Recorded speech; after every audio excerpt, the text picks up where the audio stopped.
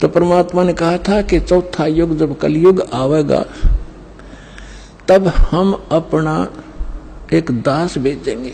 अब वहां काल के सामने परमात्मा ने कहा कि हम अपना दास भेजेंगे। और कबीर वाणी चैप्टर में परमात्मा ने धर्मदास जी से, जब धर्मदास जी घने चिंतित हो गए थे कि हे परमात्मा, आपने सतनाम और सारनाम गुप्त रख दिया और इसके बिना मोक्ष नहीं हो सकता। आपने मुझ किंकर के ऊपर दया करी दास पे और 42 वंश भी पीढ़ी बख्श दी, मेरी वंश चलेगा। तो हे परमात्मा, सारनाम और सतनाम बिना पार नहीं हो सकते, तो मेरे बच्चे कैसे पार होंगे? ऐसे कलेजा पकड़ के बैठ गया।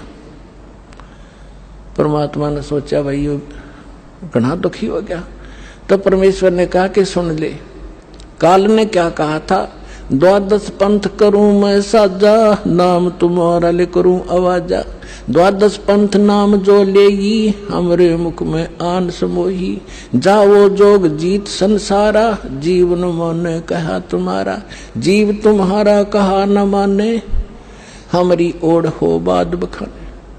अब इतना समय नहीं रहा, मैं वो सारे प्रमाण आज नहीं दिखा पाऊंगा आपको कि 12 पंथ कौन कौन से हैं। तो 12 पंथ, 12वां पंथ गरीबदास पंथ बताया है, लिखा कवि सागर में।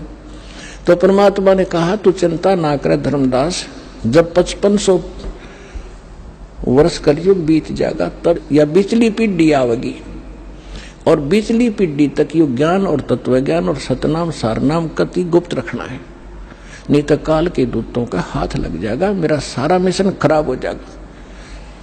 तो परमात्मा ने देखा कि ये बिल्कुल चिंतित हो गया घना।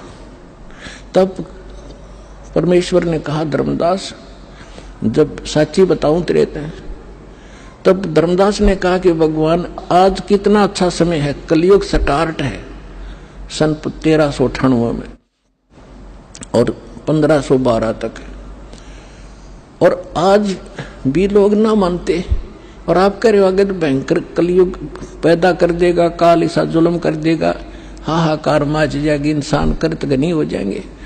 तो उस समय कैसे पार होंगे? आज तो आप भी विद्वान हैं और फिर भी ना मान रहे ये लोग।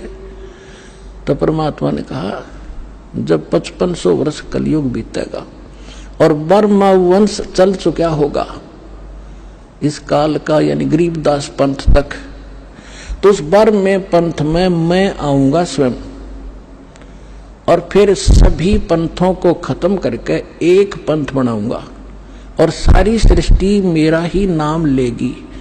तेरे 42 वंश क्या सारी सृष्टि न पार करूंगा धर्मदास, इन 42 की तो चिंता छोड़ तू। तब उसका दिल डटा था और काल के सामने परमात्मा ने थोड़ा सा भेद रखा कि मैं अपना अंश भेजूंगा